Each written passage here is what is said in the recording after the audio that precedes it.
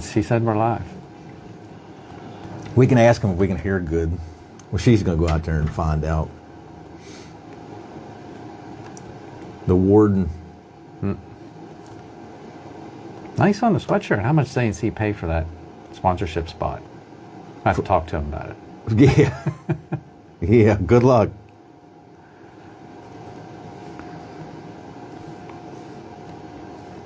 Oh, my. I try to wear a different one all the time, but it's hard. She said we're live. Oh, there we go. We can ask. I try to wear a different one all the time, but it's hard. Yeah, that sounds good. She said we're live. Oh, there we go. You can hear it, yeah. Okay. Really good. I gotta turn the volume off so we don't. That was louder than what I expected. I'm not gonna have to use my big mouth you told me I have.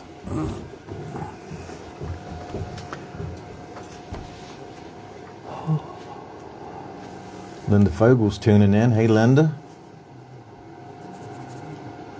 Hey, Linda.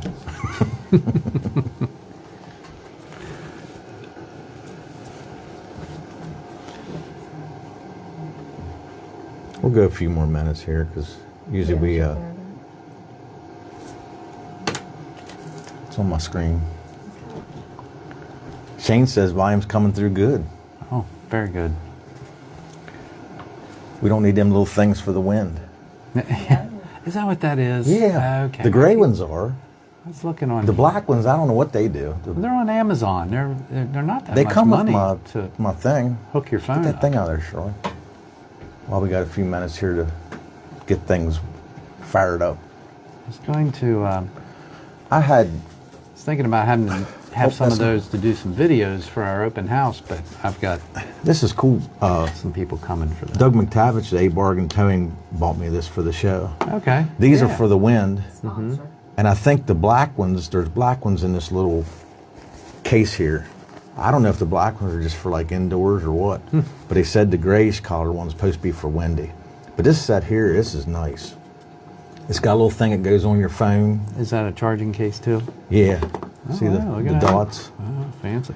And I even got one of them, he even got me one of them things that you put the phone in, like it holds the phone steady while you move. And I never had the opportunity to use it because we never did anything, don't do much live stuff.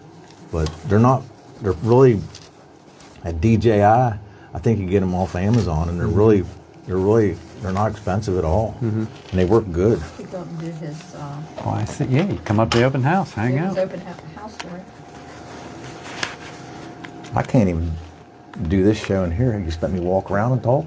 We're gonna have to chew gum same time too.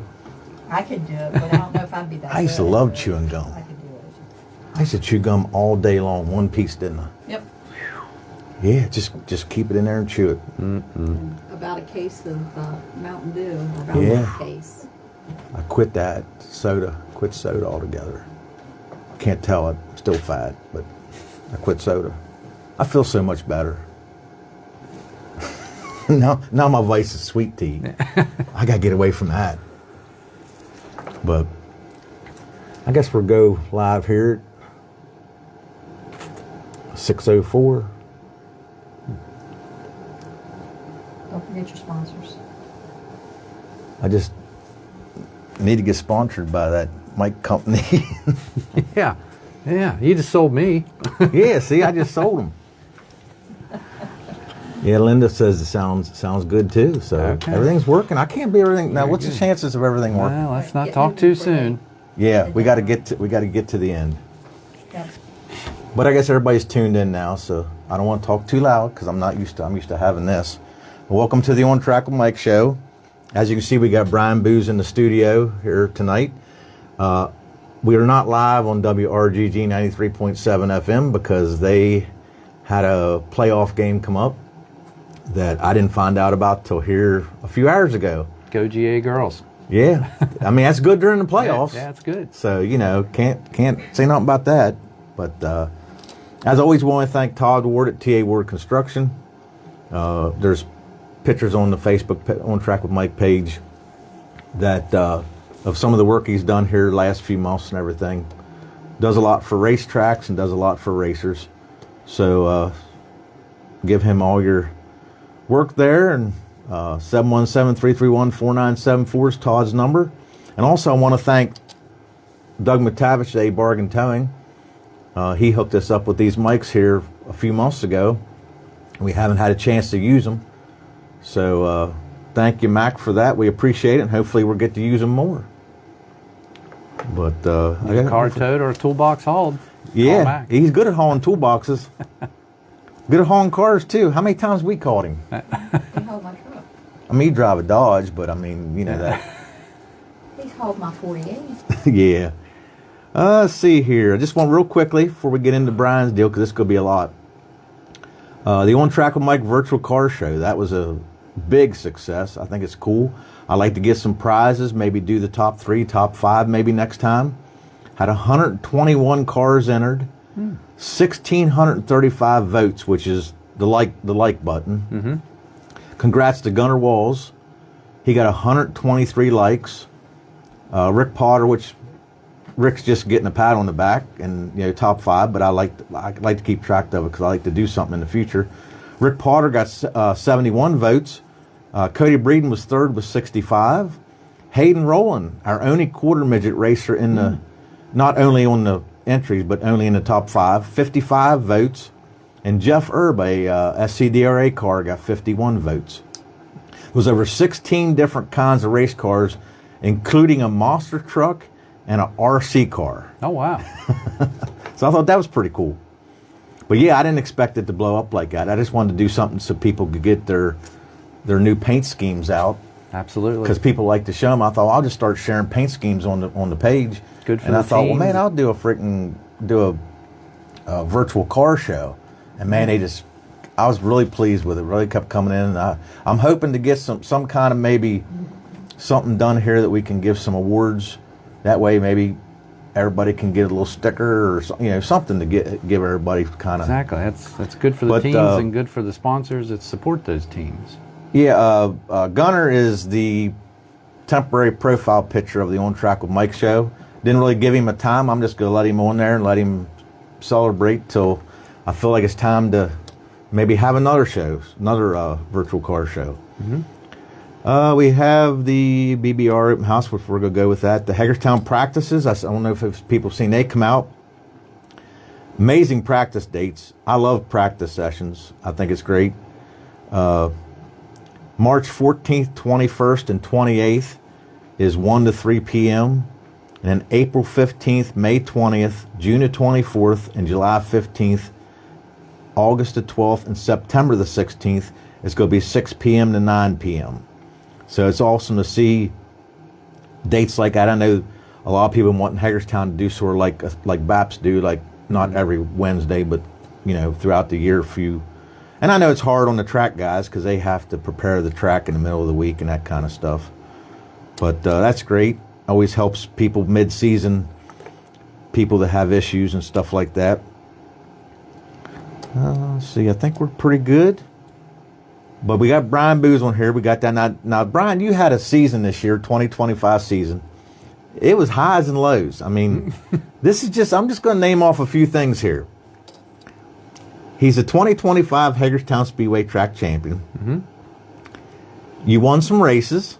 4 races? I think it was only 2. 2? Okay. Well, I was making it sound better. Really good too, though. Yeah, I was helping you. And Sportsmanship Award winner by the Hagerstown Speedway. Yep, with Arch. That was very much appreciated. This is negative, but he became a member of the Rollover Club. Yeah, for my second time. Was that your second time? Okay, Yeah. I didn't know that. Mm-hmm. And got engaged in Victory Lane. Yeah. So, I mean... You are putting that down as a positive, right? That is a positive. Okay. Yeah, I should have put the negative last. Okay. Yeah, that is a positive. Yeah, I asked, who was it, Shirley? I'm drawing a blank. It was Colton Hendershot. He had his girlfriend in here last week, and I said no, it was Dylan Pryor. Remember he said... Colton was in last week. Yeah, but Dylan was Dylan was in. the week before. Dylan was in. Dylan's engaged. Yes. Oh boy. And I He's said, getting I said, Brian Booz waited to win a feature to marry his, asked to marry his girlfriend. I said, what are you going to do if you don't win a feature for the next 30 years? And he didn't know what to say, but Oh my, he'll be fine. yeah, he'll be fine. He's gonna be. If it was easy, everybody'd do it. But yeah, we got the BBR, Booz Brothers Performance 2026 open house this coming weekend, February 21st, 9 a.m. to 5 p.m. They're partnering with the Hagerstown Speedway staff. Going to have food, drinks, used parts, new parts, giveaways. Going to talk about the late model Sportsmans, the Crate Late Models, Extreme Stocks, and the Crown Vics. And they're 4774 Marion Main Street, Chamberburg, PA. So, Brian, we don't have to get off your racing season if you want to talk about that a little bit longer. But Well, just on the racing deal, that was quite a good season. The only time we finished outside the top 5 was when we were upside down. yeah, So that did work out really you well. guys were very consistent. Matter of fact, all 3 of you was. I'm not taking anything away from the rest of the field, but you and Cody and Wesley Yeah. was like there every We week. were fortunate enough to migrate to the front. Yeah, When- it's tough. yeah. That place is. I mean, look at the different winners. It's they've a had, tough place to to race. They normally have a good caliber of cars, but it's also a place that you can race on. You can normally find somewhere to go, Yeah. somewhere to hide, room to move around, and that's probably one of the big things I like about Hagerstown Speedway is your ability to race. Yeah, I know we had a really good season, but the last 3 races was like the most enjoyable for me. Like I seen a lot of, I know especially where we was at, we was around the 5th or 6th area, 7th area, and I mean we was door to door with somebody every lap, hard racing, clean racing, and we loaded the car back in the trailer, and I told Cody, I said, you know what, I said, we didn't win, we didn't get top 3, we didn't, I don't even think we won a heat race this year. I said, but I had more fun racing those last 3 races just because you could go over and shake the guy's hand that you raced door to door with for the 20 laps, and everybody was happy, everybody had a good time, and I know that ain't always the case, but it was Not all the time, but it was I thought the last 3 races from us was really good, I guess because we was more competitive the last 3 than what we was most of the season. But yeah, you guys and Cody, we made it interesting there. Yeah, it was a little nerve-wracking. Both of you I will say. had things you had to get through. Yeah. It's amazing how much you put into. You try to tell I don't know, you probably may not tell yourself, but I've always tried to tell myself when I was racing that hey, this ain't NASCAR, No. But then when you spend all the hours in the shop and you have people helping you, you want to reward them. It's like you catch yourself like counting points. Yeah, and going through all these scenarios. I've been in a lot of situations where I'm like, I'm not going to points race because you make bad decisions for the wrong reasons. Financial, racing wise, on the track, off the track. But I got myself in a position I felt like I could do it. The team was on board with it, so we decided that we were going to commit, and luckily it worked out. Is that your first one? Yes, it is. Really? And Alan Saggy was one of the first to congratulate me, and he said, I know people talk about points don't mean anything anymore and championships aren't what they were, but they can't take it away from you. And I felt like Right. we had a good, hard-fought battle. Everybody, I think for the most part, got along. We were all chatting before the races, after the races, and it was just some good, clean, hard racing. So I don't want very to much I don't want to appreciate jinx that. the class, but I told somebody the other day that I really thought the late model sportsman class at the Hagerstown Speedway was really good this year, maybe even last year. I mean, we didn't have a lot of drama. We didn't, there's always little bumps and it's hot out. And people, gets worked up. And people are maybe mad when they come to the track or whatever. But I mean, I don't get around the pits very much, but I notice very little drama, which I enjoy. Yeah, I think the track staff does as well. Yeah. So and it's always better for the fans and the sponsors and Yeah, all we're that. we're primarily there to race. I know there's stuff that comes along with that. There's tempers, there's altercations, and Now, unfortunate incidents, and that's part of the show. But I think we as an entertainment body, which is still what we are when we get out there and race cars against each other, we need to be mindful of our audience and make sure we're putting on a good show and not a circus. I think there's people on my team that thinks we're there to eat. Yeah. But that's another story. That's good, too. I've had some good food at some racetracks. Hey, Brian Bowers, how you doing? So we're getting into this, Brian. I don't know all the details. I don't want to speak out of turn. I don't want to say nothing I shouldn't. But you have sort of kind of put your arms around the Speedway staff, so to speak, to kind of maybe be a voice for the racer and try to help with anything. I guess the way to start into that is when the article came out there towards the end of last season that they were going to drastically cut back on the number of races at Hagerstown.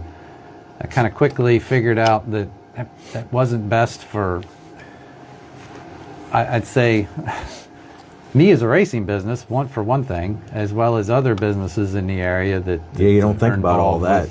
The racetrack, and it'd be a shame to drive by that facility to go race at some other facilities farther away that we would have to change our plans and do.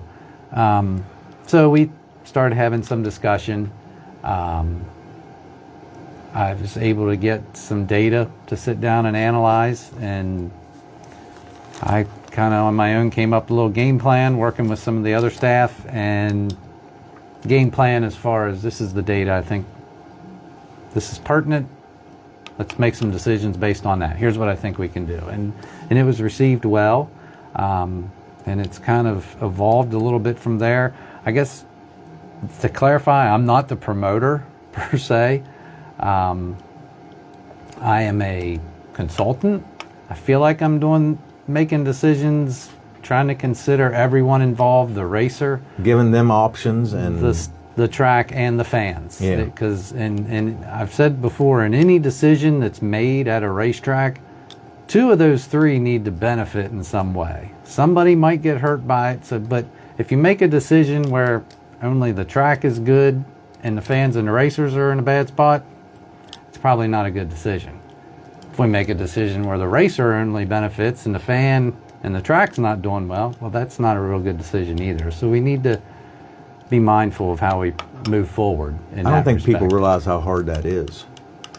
I mean, I promoted 3 or 4 mini stock races at the Speedway, and they weren't very successful just because of the rule package we had up north and the rule package, and I tried to combine them. I sit down for hours trying to make sure it was level playing field for both parts, and I mean, it didn't work out very good. I appreciate the Speedway working with me, but I can tell you firsthand, I wasn't even doing what you're doing, and it was very hard to try to make sure that you're doing all the right things, making all the right rules, making all. I think the most valuable advice there is you make the best decision you can with the information you have in front of you at the time. If something changes, okay, try to adapt, but that's what I feel like is happening now. We're trying to make decisions based on sound data and with the information we have, and hopefully it'll work out. Fingers crossed. It's very much a transition year. That has been stated to me, and I agree with that. There's some class changes going on.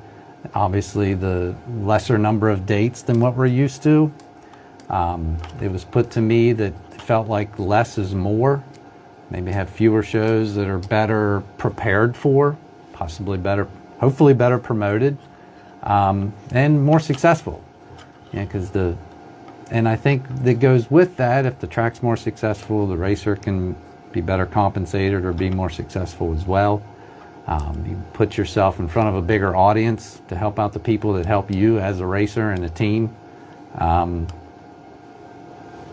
Those are the premise. That's the premise we're going in with, and hopefully it kind of works out. I think you got the right idea. You're a successful businessman.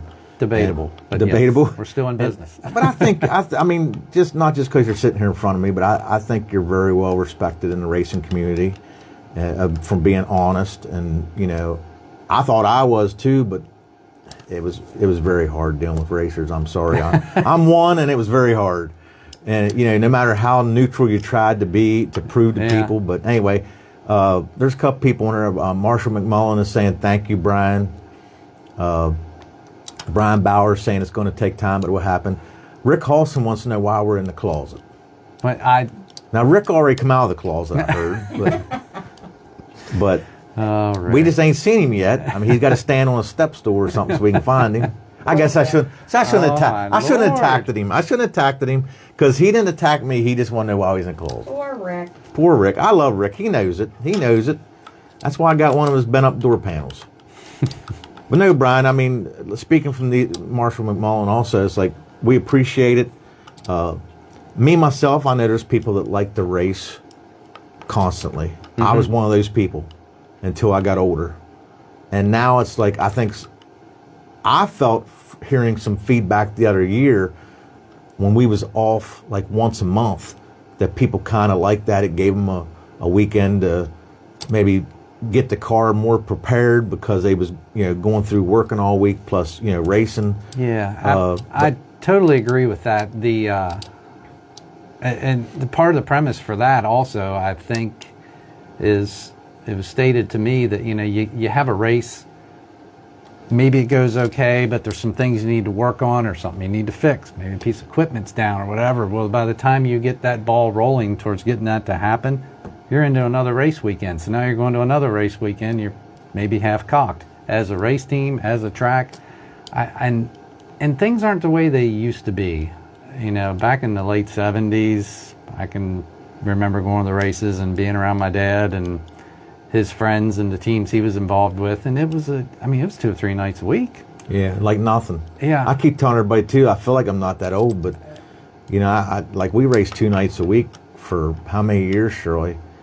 And she stayed home, and she put up with a lot. I was going all week plus Friday night and Saturday night, and then and it's like we didn't think nothing of it. And I think obviously we all know things are a lot more expensive now than what they were. I think having for the race team as well fewer shows that you're better prepared for.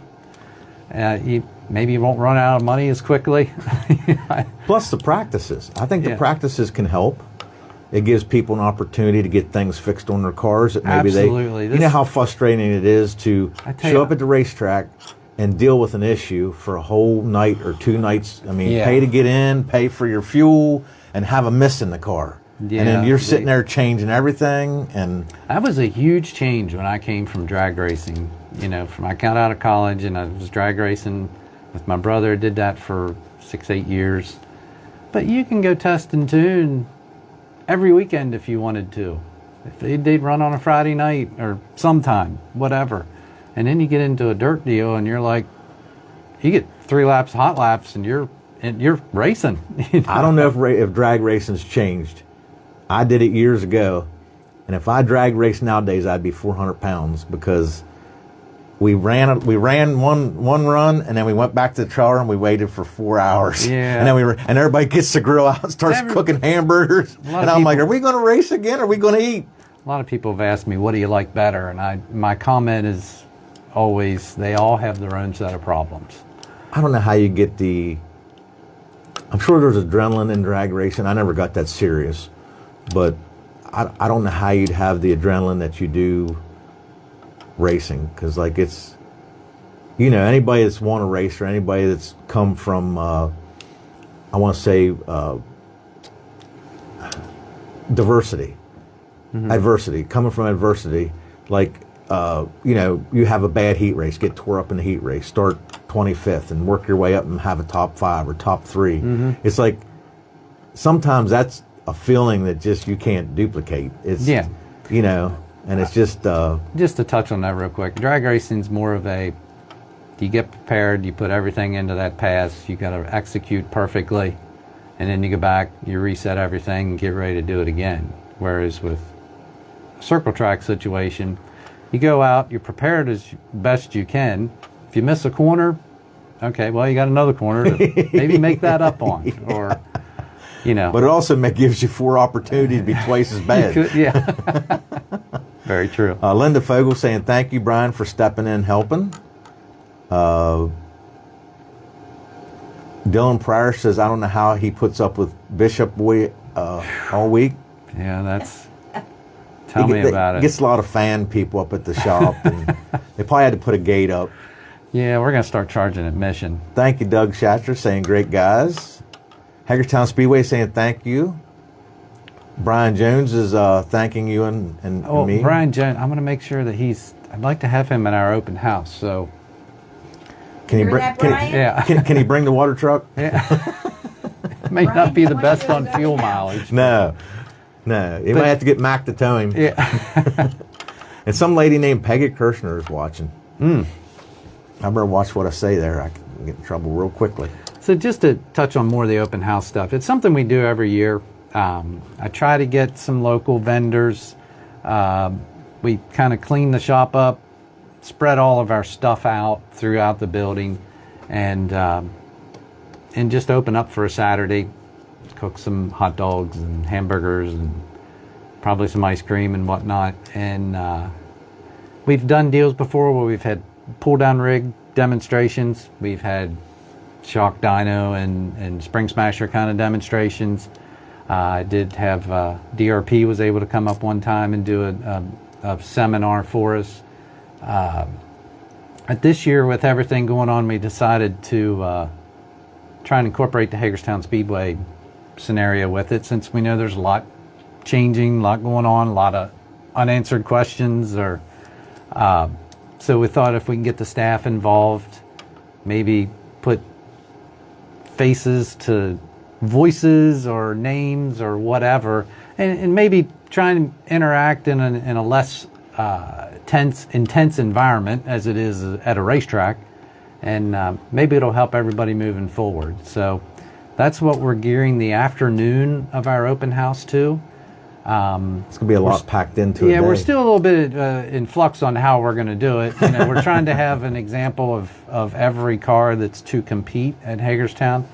As far as on the Crown Vic deal, Crown Vic Northeast is slated to come in or bring in a car as a show car to kind of show everybody what that class is about. I'm not sure if you're very familiar with Crown Vic racing, but it's huge down south. Yes, huge, very huge. It's been that way for years. They've got it to a point where they're running different skill level and age level classes. Yeah. So I see now that Natural Bridge has added Crown Vics to their schedule. That's first for them this year, and they've got quite a few. So we're excited about that. I think that is indeed a good entry-level class. Just got to keep the reins pulled tight. Yeah, and Crown Vic Northeast has stepped in and said they can provide tech help. Yes. And that's great.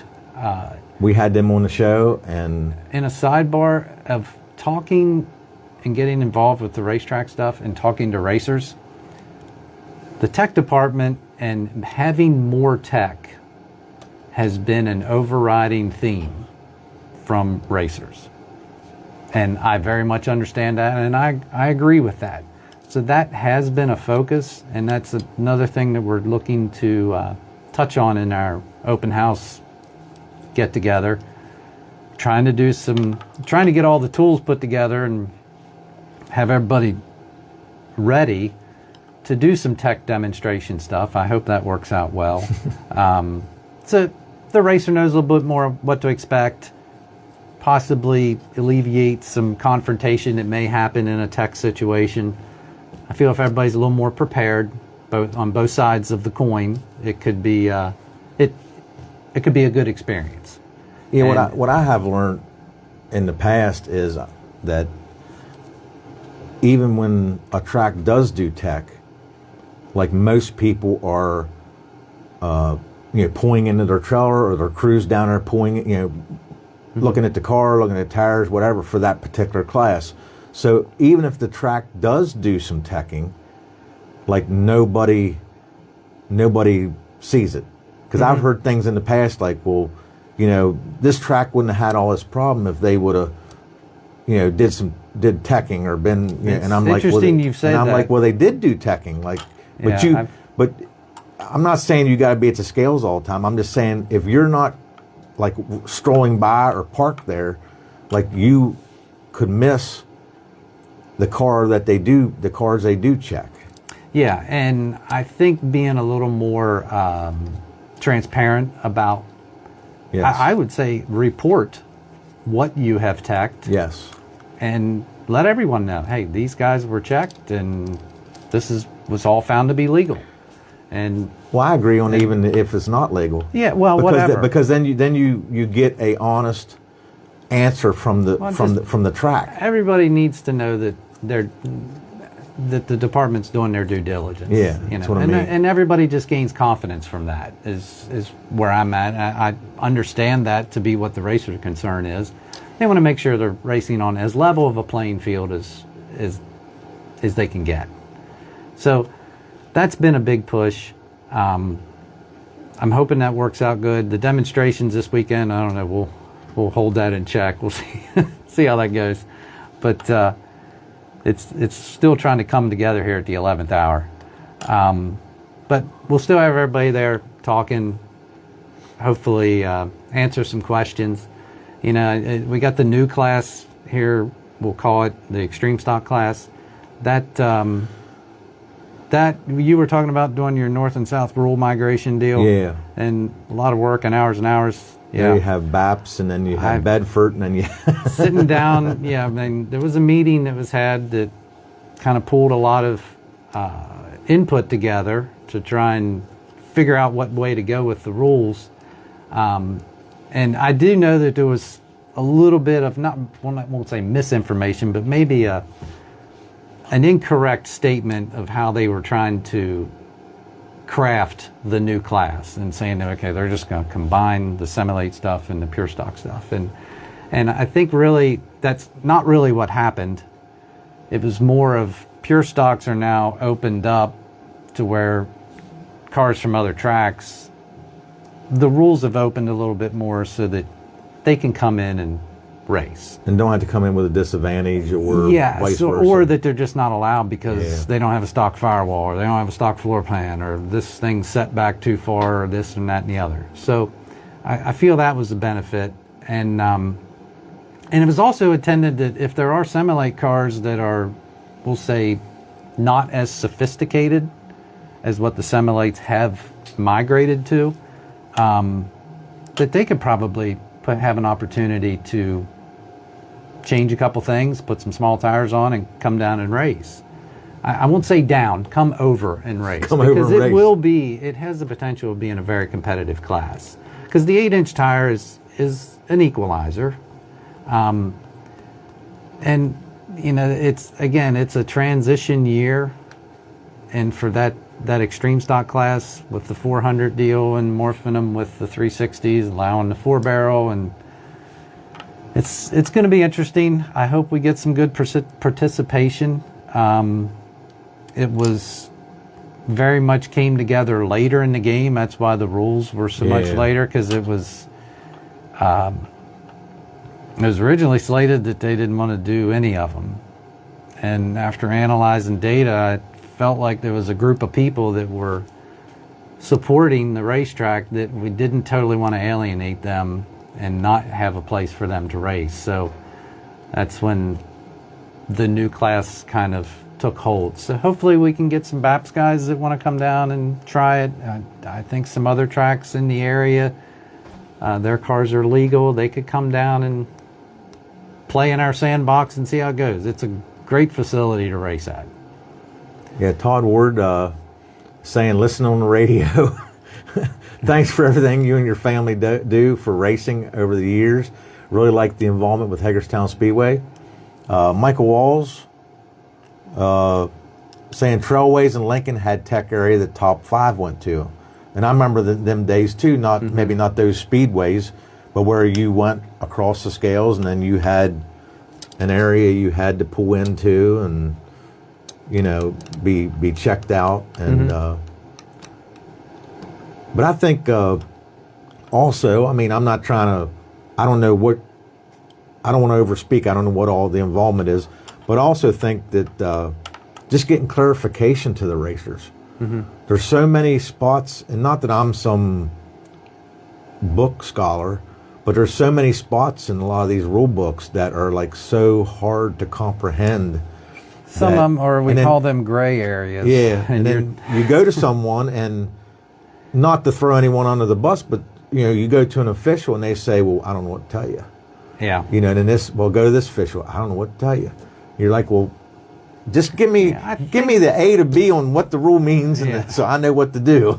I hear you, and I think that'll be a better situation moving forward. There seem to be a lot more people familiar with the rules. Now, granted, there are probably going to be some minor late model sportsmen and crate late model stuff. I will say, we'll announce it.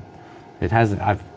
We've been working on it and just need to get the rules out. We're going to do droop rule for the late model sportsman, and that kind of aligns us with what most other tracks are doing. Anybody that's actually checking any of that stuff, most all super late model stuff, Lucas World Outlaws, everything, they're all droop rule. So there's a nice set of rules that you can work from. And anytime you can align yourself, I think, with a little bit more of a national rules package or body that's governing, it's going to help eliminate a lot of those gray areas. Yeah. So it'll be a little bit more effort involved on the tech side of things, but in the tech department, but I think it's a move in the right direction. On the crate class, we're going to still stick with deck heights just because every crate organization in the country just rules deck height. And and most of those guys are on straight spring deals and everything, and they're not really worried about what their droop situation is. The cars have so much traction for that little engine, it's tough. Are you still doing an open tire rule? On the crate side, which side? I mean, Well, I know the crates were you had to, if We I were remember s- correctly, you had to say what series you was running, and as I'm to understand right now, it's going to be the same tire situation we had last year, which is basically any crate tire and Hoosier 2 and harder.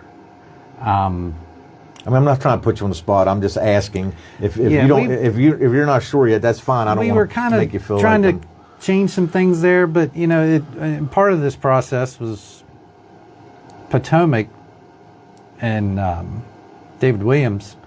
They were very very good at communicating, and because they wanted to work with us, they kind of wanted to, okay, when you're not running, we want to run. Yeah, I know. I 'Cause noticed since the they schedules get- didn't overlap. They but one went time or to something. they went to Saturday nights, which is good for Potomac, because anybody from up in this area that ever wants to race Potomac knows if you're going to race on Friday, you better leave at 9 o'clock in the morning and make sure you don't miss hot laps. It's on the other end of the world for us. But so that was real good to work with them, and they did their tire rule, and they're kind of pretty close to what we're doing. I just don't want to put a crate guy in a situation where he feels like he's going to have to go buy tires to come race.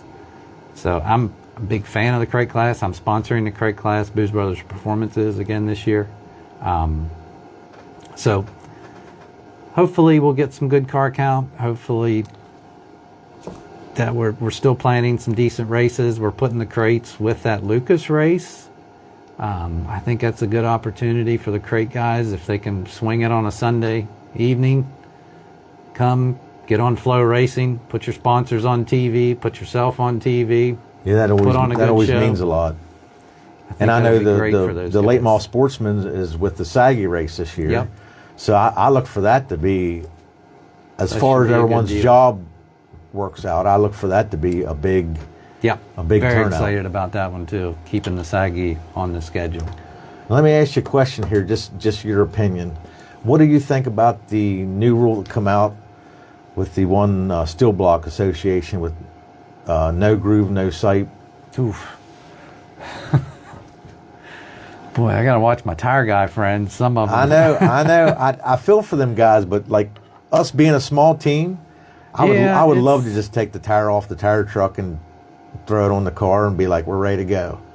But I mean, I understand that there's people that are really good at that, and they gain from that knowledge. It is. I mean, the tires are obviously a huge part of the game, and prepping them correctly can be the difference between, both guys bolt a 2 1/4 on. One guy's got his prepped correctly and the other guy doesn't.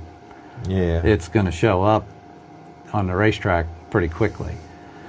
I don't know. I feel like in certain situations, given the guy You think a lot of people wouldn't like it just because of the tire guys they have and everything?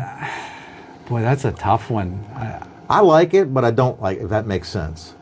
It depends on what I do you're understand. I have a lot of friends that I know in racing that is their job and they enjoy it and they take it seriously. And I hate to see them have to, go to helmet cleaning and put tear-offs on.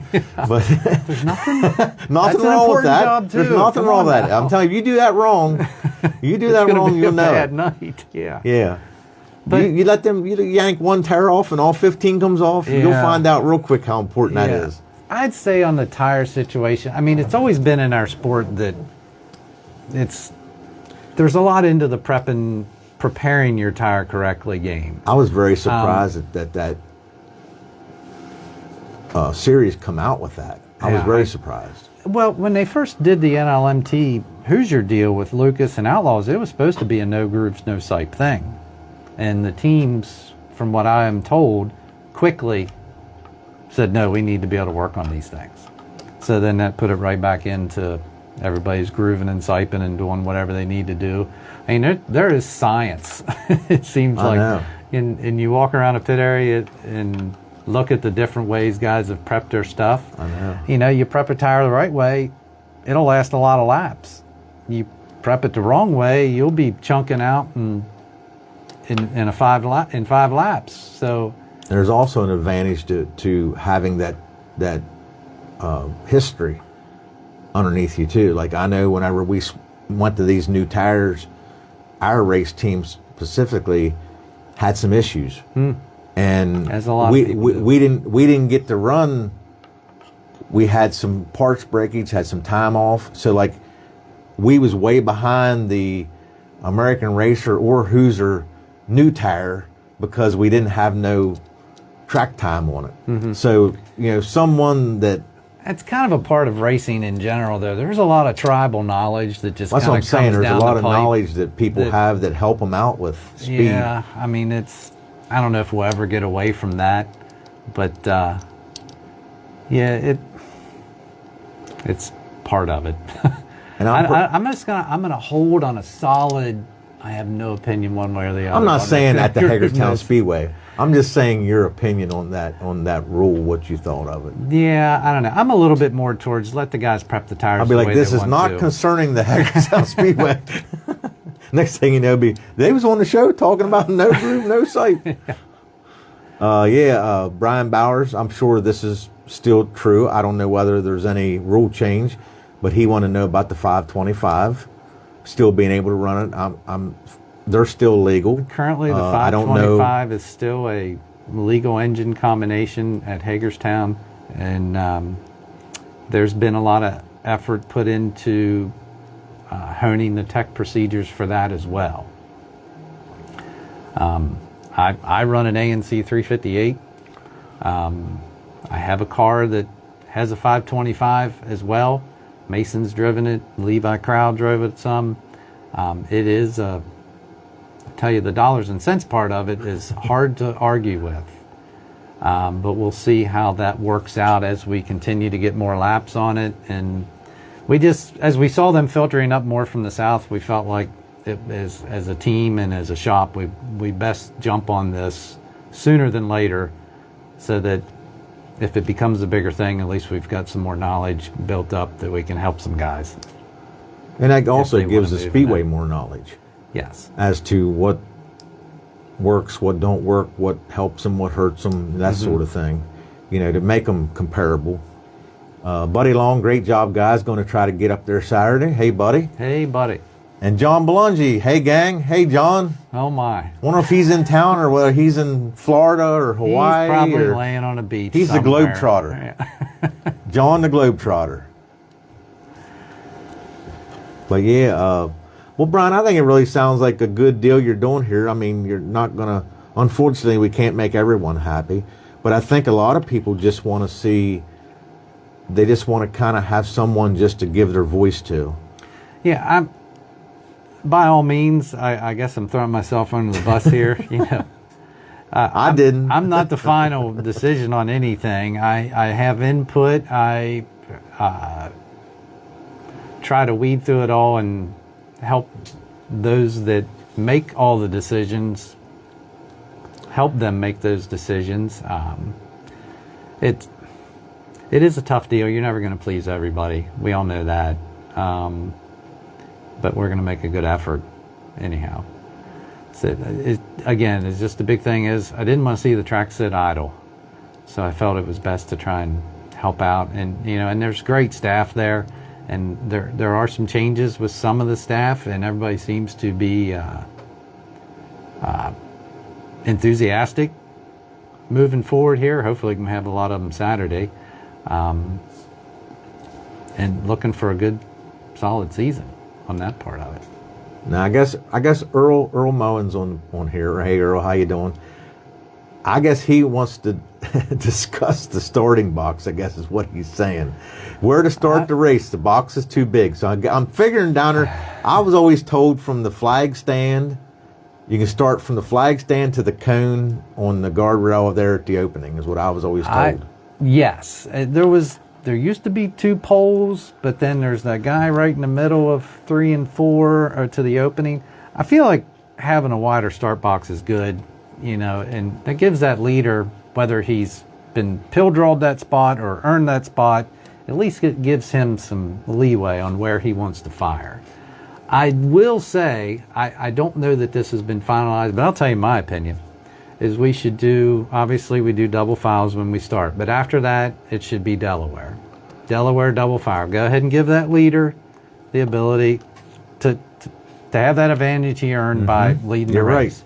You're right. And the other thing that I feel like that does, instead of you having to have eyes and judgment on every start of every race, whether it's a caution, a heat race, a feature, whatever, you've really only got to worry about one.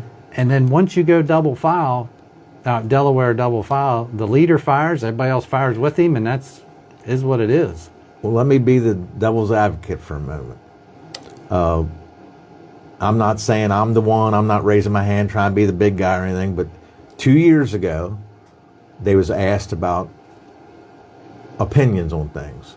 And I told them go with Delaware, because I said, currently, sometimes the starts are hard to see, hard for people to judge, and sometimes the leader is a sitting duck, unfortunately. And, if the second place car goes, sometimes the leader don't go, and then he's 25th before, anybody realizes.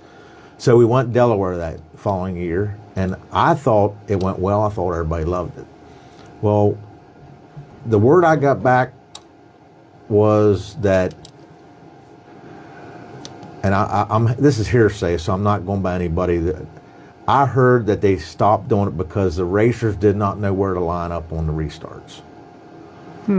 I guess because they would pick their... Yeah, But I thought, like you, I thought it was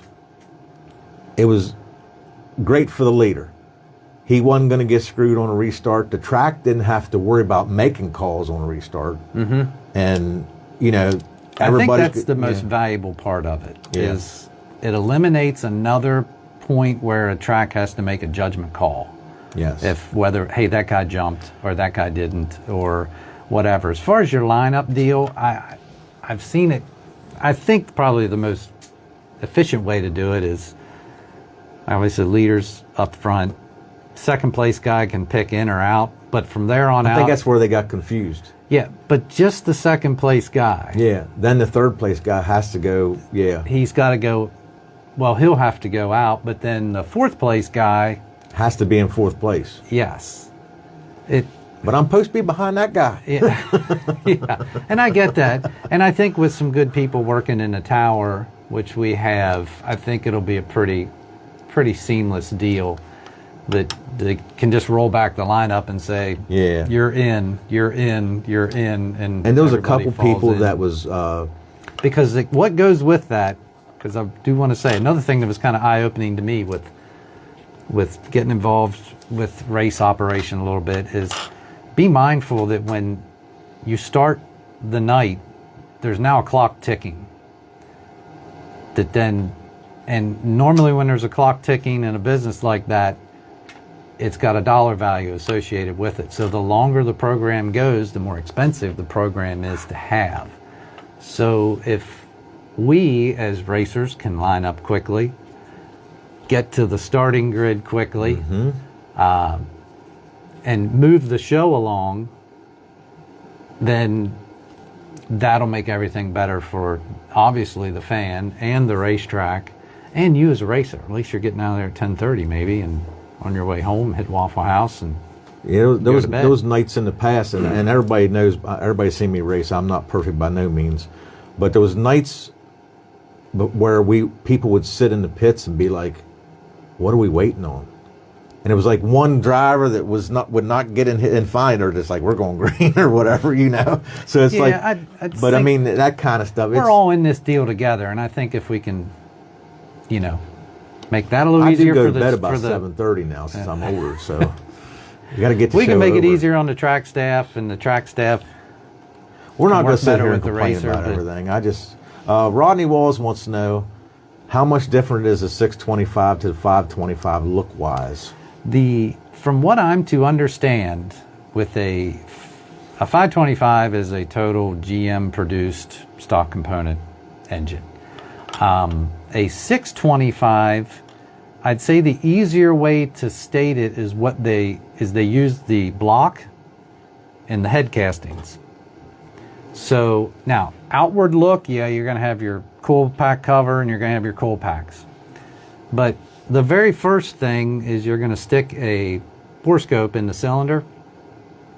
And if there is anything in the piston at all, as far as a valve relief or a dome or anything going on, it's not legal. 525 pistons are perfectly flat all the way around.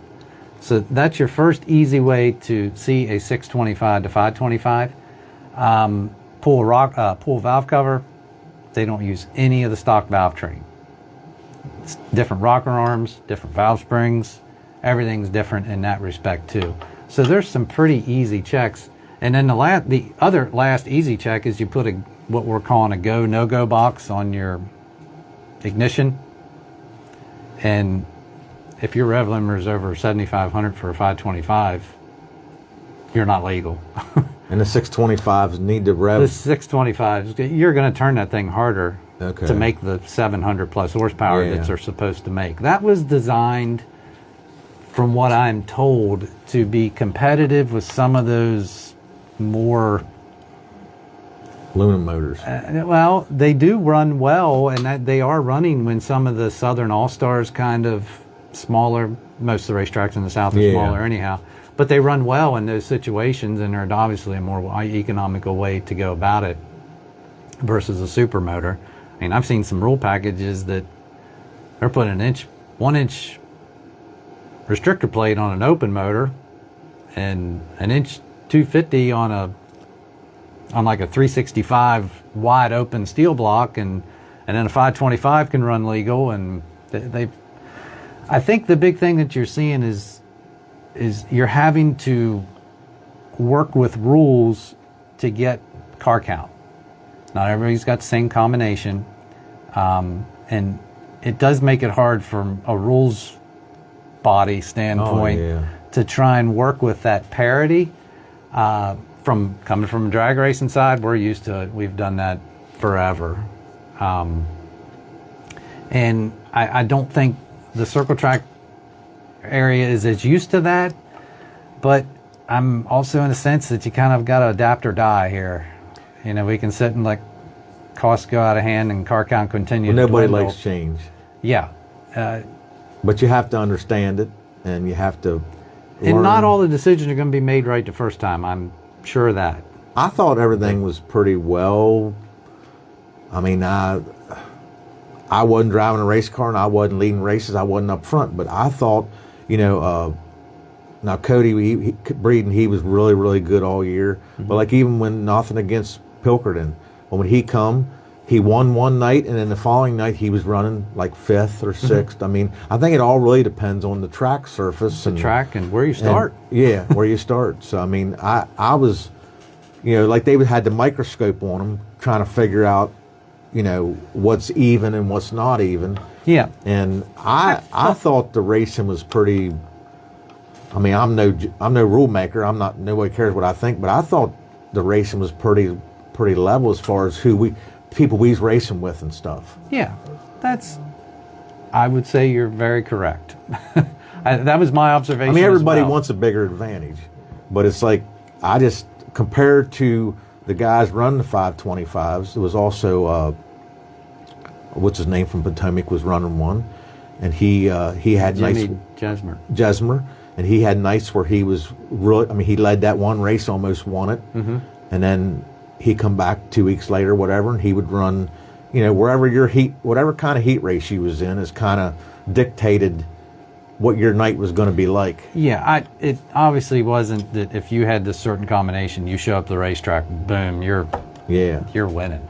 No, we have better parity than that. And I'm sure them guys, like whenever we get a big storm before the warm-ups, they're probably like, oh geez, this is just great. Now we're down. I mean, I was very impressed with how good they do go in the mud, but I'm sure that, I'm not in the car, I'm not feeling the motor bog or how fast they got to go to keep momentum up or whatever the downfalls is of having the less horsepower and stuff,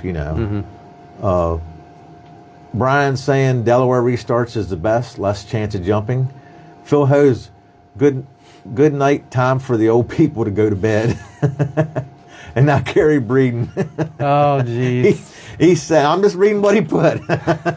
He says, guess I'll have to get rid of my 625 that I had in last year. See, Pete never helps himself. Oh, well. At least they're tuning in. Yeah, you're right.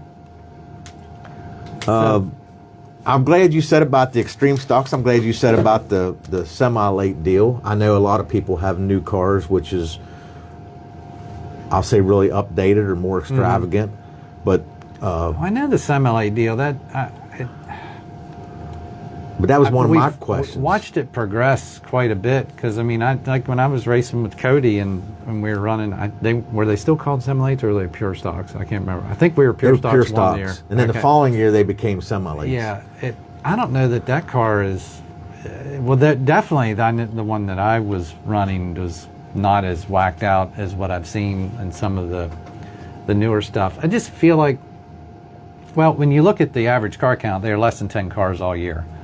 And when you start to look at it from a business model, it's continuously dropping. So figuring out where to work all that into something where you can increase car count,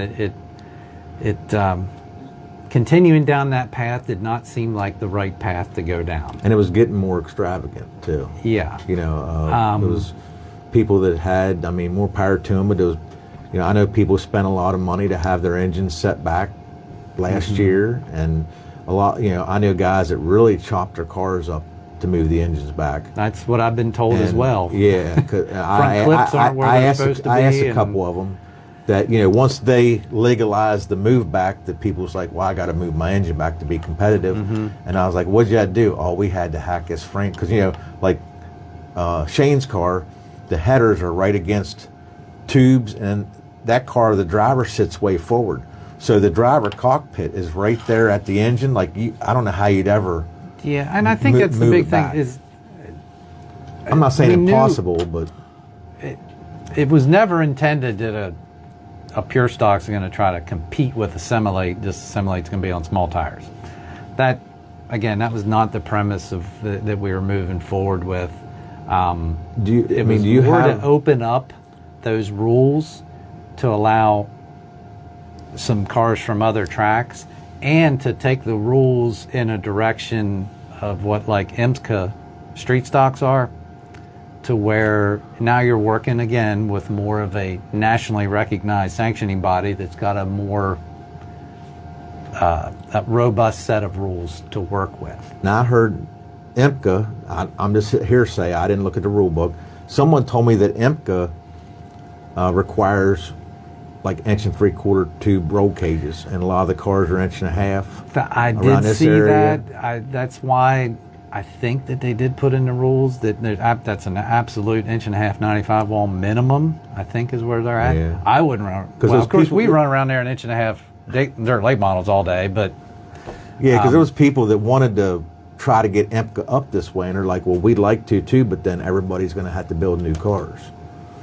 So that's just what I heard. yeah, as far as being IMCA sanctioned, that's not. I don't think anything that would be happening anytime in the near future. But moving your cars in a direction that now you have a car that's IMCA legal, you can take that and go race a lot more places.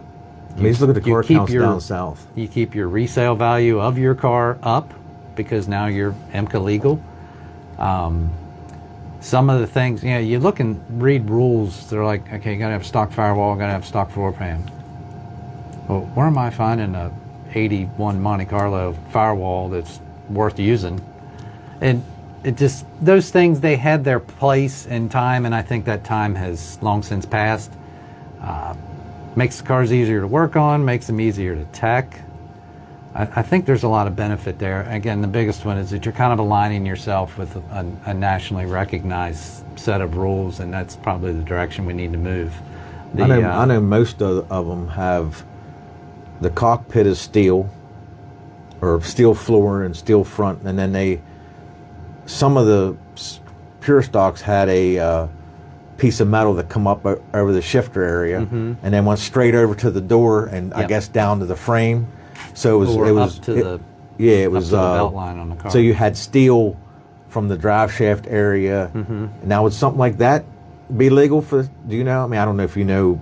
From what I was reading in the rules, that's pretty much the way they're intended to. Because it says like built. firewall, but some of them saying it's just a firewall, like to keep the driver. I think they're all supposed to be out of steel. Yeah. That steel floor pan, Yeah. firewall, and rear firewall as well. Because then some of the guys with older cars could put smaller tires on, and they'd only have 1 year to run their 400s, but they could potentially race without having to do Yes. much to their car, change transmission and clutch. Yeah, 'Cause if you're in a Burt Brin deal, yeah. But yeah, I'm almost. This is me speaking on my own. I'm very much in favor of those guys all being able to run Burts and Brins. well, I was too, and I made a comment on Facebook. Oh, you and- got crucified? No, I didn't get crucified. A guy that's been on the show that's very nice, very well respected racer. He told me that he gets like $150 in his clutch, and he gets, transmissions for $200. And he's like, it just wouldn't be feasible for me to do it. And I said, well, I'm thinking about the pure stock deal. Like when they was on clutches, they was spending $800 for a clutch. And that clutch is now $1,200. Yeah, and I was a big pusher of the Burts and Brins in those cars. Now, if you look at it from there are a couple aspects the way I look at it. From a tech standpoint, it eliminates all that clutch stuff you got to look at. Yes. Man, we just From think an- alike. They say great from an- minds think alike. I'm from going to change an- my name to I've been Brian listening, tomorrow. and some From of the an stuff he availability said- standpoint, and this isn't just a selfless plug of me. I've got used Burt Brin Falcon transmissions all the time, and we rebuild all of them, and you can pick those up for I think we bought a $1,300 spare to one. $1,500. Yeah, I think we bought a spare one for $800, but now it was what they call a pig in a poke or whatever, where you buy a transmission and you're just like, well, I'm going to buy it for this. I may have to, Yeah, well, put clutch. Well, when they buy it from you, it's gone. it's done. It's going through, so we you don't have to freshen worry all about of that. our Yeah. transmissions. We freshen all of our rear ends and steering racks, so where we at least make sure they are ready to race and not. You got to spend several hundred more dollars to go run. Well, like you, I don't want to offend any of the extreme stock guys, but I would love to see them. What I did explain to this racer. I explained to him that it made it so much easier for the tech officials because there was room. That guy's running the coupler, and this guy, that guy's running this, and he's got a transmission, and the car's got all the gears cut out of it and everything. And I was like, man, as soon as they went to them Burts and Brins, like nobody gave a crap. It takes away all that. You know, like that they would go fact. across the scales, and the tech people didn't even have to jack them up and look at them. But And I the- understand also if you're running stock. If you are, clutches and I and, get you that, know. yeah, but I'm still, another aspect I think about is I've seen a lot more of Bert and Bryn and Winters Falcon supporting racing than I have an old, AutoZone, yeah, or whatever. Napa. He's like, I ain't saying it. You know, there's been some sports that have went away. So there has, and racing has, it's not really went away, but you can see a gradual decline some, and we're trying to get it back Mm-hmm. to where it was. But with the cost, Yeah. cost We is have to hurting we the have to cut the racers. cost. We got to cut Yeah. the cost. That's And- what the Crown Vics is trying to do to Yeah, bring from what I'm- affordable racing back. You can pretty much go from nothing to being on the racetrack turning laps for, I'm told, $6,000 if you don't have a car. If you just go to And those somebody guys are and have not it those built. guys are not secretive. I mean, like when they was on the show, they answered questions like, if you want to come up and look at our cars, we'll show you what to cut, what not to cut, where to do, and then the cages they got. I know it's one of your competitors, but I'm just saying Yeah, they got Jim's got that they got pre-made cages that are already powder coated and Pre-welded everything. powder. Yeah, that's awesome. I thought that was cool. I mean, like, you know how much trouble. Now I know you guys custom build Yeah, to cages build and a stuff. cage I'm in not that trying to thing bite the for- hand that feeds you, but And especially the guys that want to travel. Well, if they've got to keep up with John Jones over here to keep up with him on the track, they can't afford to travel because they're trying to keep their car up here locally with someone just so that they'll be able to go somewhere else, travel and race. yeah, like us with the booze cars. I'm just joking, Brian. Some guy named Mason Booze wants to know who did your makeup. Oh goodness. And Devin Bishop said me. Very nice. Brian Jones says Kenny Moreland won a lot of races with the 525. He's also saying Shane Wilkes should run the new class. As long as he finds somebody to work on his car. He said, I would love that. See, I don't open my mouth up. And he's on. Here's Nick Fogel. Here's one we can listen to. How come the Leaf cars ain't allowed rear weight jacks and Monties are in extreme stock class? Do you have any input on that?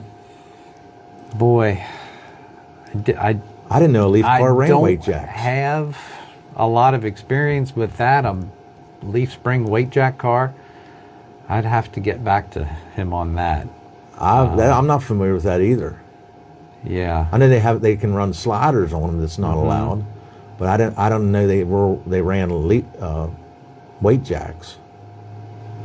Yeah, I mean, I know there's still some Leaf Spring cars out there, but when you look at the premise of how a metric car works and look at how a dirt late model works, you're putting yourself right in the same school of thought, and that's starting to be a pretty proven mousetrap here anymore. And it sets you up to a scenario that you move up, you're not totally throwing everything that you've learned out the window. But I know if that's your race car, then you're going to make the most of it with what you have. But I honestly say I don't have a lot of experience with Leaf Spring stuff. That was well before my time. There's guys that locally, last couple of years have got really good on them. I know for a while there, years ago, Mikey Corbin, Jeremy Tinsman was winning a lot of races with them. And I think when the track got faster and as people got faster, they wasn't as dependable, I'll say. I know that's not the right word, but they Consistent. consistent. Thank you. See, I can't think of that stuff. I got my wife over here bearing down on me. I feel like the warden's interrogating me underneath these lights. I didn't do it. Well, we're all caught up on stuff here. I don't know how long you want to go, Brian. I mean, usually we go to 7:30. It's 7:10 right now here. Marshall McMullen. A lot of racetracks consider the lowering block as a weight jack. Okay, so they're adjusting the wedge in their car with how much they're spacing the rear off Off the spring. the Leaf Spring itself. Okay. Now, see, I learned something there. I didn't know that. Huh. But I'm not a Leaf Spring. I never ran anything with Leaf Springs. But I mean, you're not going to fix everything at once. I appreciate that you went to Hagerstown. You went to try to help and give them some ideas on helping. I appreciate that them actually sitting and talking with me and see that if there's something we can agree on and we can move forward with. And we're optimistic. I'm hoping everything will work out great, but I'm also realistic. I know there's going to be problems. Well, I mean, the track always uses that rule that you hope they use, but it's the one that says officials can manipulate the rules any time of the season. That's basically in there so we can say, hey, these guys are going too good. We got to, make them add a little weight, or we got to make them lower their spoiler, or, so to speak. That's what that rule is basically in there for, because, like, whenever you start trying to adapt cars together, it's hard to try to get, and then the next question I heard was, and I don't know if you know anything about this or not either, but what is the extreme stock class comparable to, as far as like if Hagerstown has another nationals? Like, you understand, like, they don't want to get the rules like, well, we can't run 400s no more, but then when you have a national, like, cars can come in from.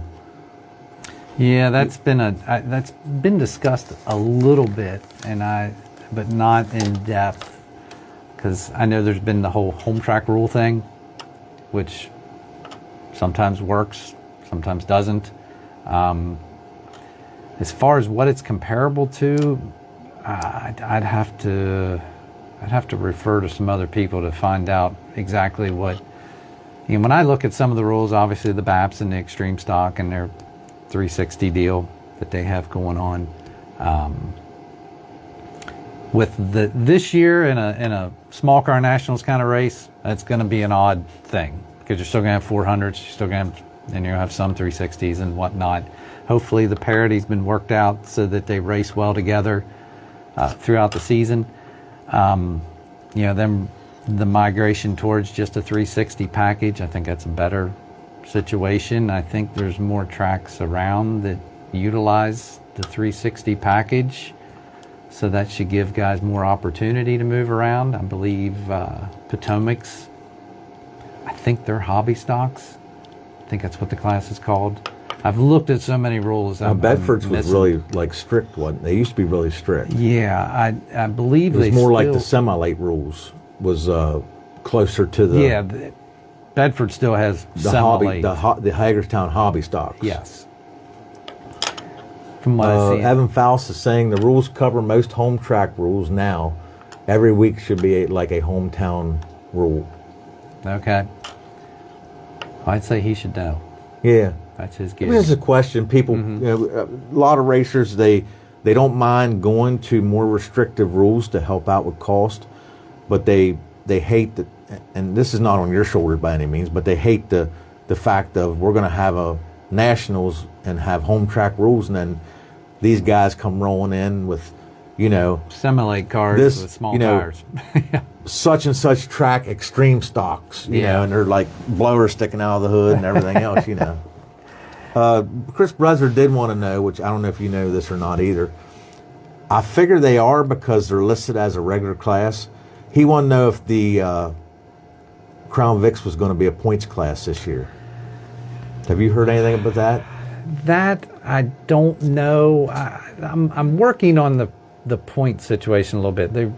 We're moving towards such a small season. They were talking about not messing with the point deal, but I feel like it's a good idea to still doing points. I'm trying to work on some sponsors to have a point scenario. I don't know how big it can be yet. I'm trying to get through my open house first and then start to approach some people that I know support racing pretty good in the area to see what we can do to create some incentive for guys to participate in most all the races. If there's anybody on here with any questions for Brian, I mean, he may not know it, but he'll can send you to the person that does or whatever. Right now, you're at a learning process also, because unless you race one of these cars on a weekly basis, there's all kinds of little things, you know. Yeah. Chris Brothers saying, have an old run what you brung race at the end of the year. Remember them races? Was you racing dirt track back then? That was back in the late 70s, early 80s, probably. The only run what you brung I've ever done was you had late models showing up with sprint car wings on top of them and everything. But they used to have it like that, plus the street stocks was like guys would show up with tunnel rams on their cars. And I don't remember what worked, but it was just like you could try anything. Yeah. Gary Breeden must know if they're allowed to have nitrous oxide on the limited this year. And Marshall McMullen said yes, but only for driver consumption. I don't know, maybe we do give everybody a 5-pound bottle of nitrous and they can use it just like that. They'd be happy, wouldn't they? Like that F1 deal where you can use that whatever deal and you can use it to pass. Well, they can where they got they can flatten their wing out and they can pass, but they can only use it at certain times and they're not allowed to use it at this point. Maybe we'll do that. My son loves that stuff. And I'm maybe just we'll get some nitrous. I don't understand it, how you can run half fuel and all fuel. Nitrous sponsorships. Yeah, Brian Bauer says run a big tank. So we've got a tank in the garage, don't we? Up in the loft. Oh my. Oh yeah, there is a tank up There's there. a tank. It's never been used. It's brand new. Cody bought it years ago. Oh, that's your story, huh? Yeah. It ain't been used. I don't know. I mean, everything goes up there. Nothing gets used. Yeah, he bought it. It was still in the plastic off somebody. He had a Camaro. He was going to put it And also, no, it's only for Crown Vics. Keith Walls saying, "What's up?" Hey, Keith. If there's anything else you guys want to know, just I'm going to probably shut her off here a little early. I know Brian has really been, him and his team has really been working hard this week trying to get everything ready for Saturday, and I'm going to let him get out of here as quick as we can. Yeah, we've been thrashing. Hopefully the place will be presentable. A lot of cleaning up to do. If you're looking for any last minute pieces, parts, whatever, we carry a lot of new stuff, obviously, but I definitely gear a lot of used stuff as well. I feel like that's a good spot, especially in today's racing economy.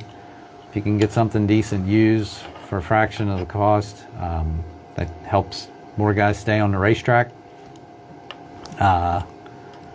So if you're looking for something in particular, you can shoot us a message on our Facebook page at Booze Brothers Performance, or give a call to the shop, or whatever. Yeah, I imagine your used parts bin gets hit pretty hard about Thursday or Friday. Yeah. When everybody finds something broke. Yeah. And they can't get nothing new. Yeah, we've it's been pretty good. It's actually worked out, and I know we're in an environment where selling things on Facebook, which obviously it's a valuable tool, but there's been so many scam situations and everything. I've been very thankful of the people that deal with me on Facebook, and I've gotten to where we've got a lot of repeat customers that they don't even see what I have advertised. They just call or message and say, "Do you got one of these?" And there's a lot of people that sell buyouts on Facebook, but you're probably one of the few that goes through everything. I try to.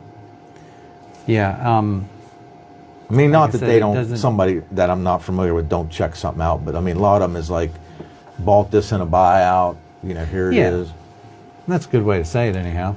Mark Hoffman said he missed seeing the 2B at the Volusia last week. Oh, yeah. He didn't get his annual trip. He did get his annual trip to Florida this year, just wasn't with a race car. Yeah, we went down earlier. We missed that whole snowstorm, blizzard, whatever that thing was. But then came back and had to shovel all of it, so it really didn't work out. So you was down there for the Sunshine. Snow? Yeah, when it was snowing here. Yeah. Gary Breen says, make sure there's no snakes in the place for open house. Oh, my God. That's got to be a inside story. That's what is going to be on the menu.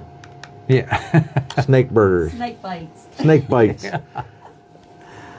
He says that Lord. What he looks for is used parts because they're faster. Yeah. Seasoned. They're seasoned. Man, Brian, parts. you know how to word everything. That's a good businessman, knows how to word everything. I'm got to get a Brian Booze dictionary to use for the show here so I can talk right. But thanks once again to A Bargain Towing and TA Work Construction. And thanks to WRGG, even though they had a slight thing this week with tonight with girls basketball, we still got a room in here to do the show. Dylan Pryor saying Brian was a big help with getting me set up for running crates last year. So, anything Very you want to good. say, Brian? Anybody you want to thank? I you really want to just propose have to to- anybody while you're here? No, I've got that taken care of. I'm good to go. It's good to go. No, just if you guys need anything for any of your racing stuff, give us a shout. If you can free this Saturday, come down and hang out.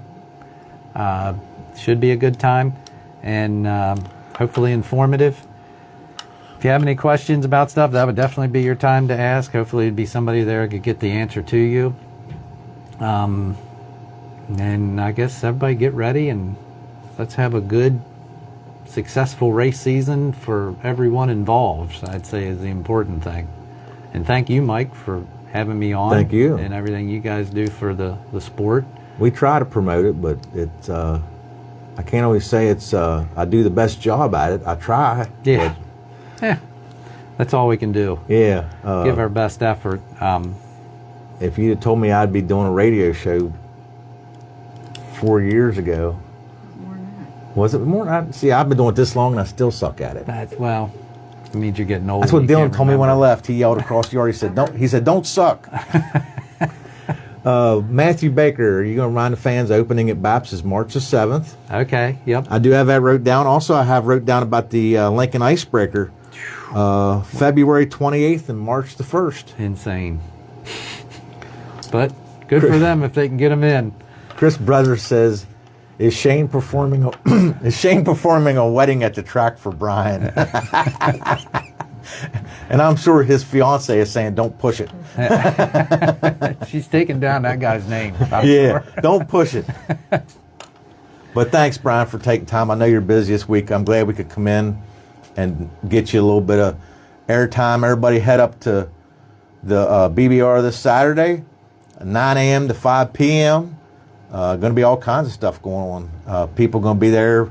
New parts, used parts, food, and then we're also going to have all the officials there, and then doing some live performance on teching certain things and telling people what they're going to look for and that kind of thing. So thanks everybody for tuning in, and thanks to my wife for helping me out tonight, and hope to see you all next Tuesday.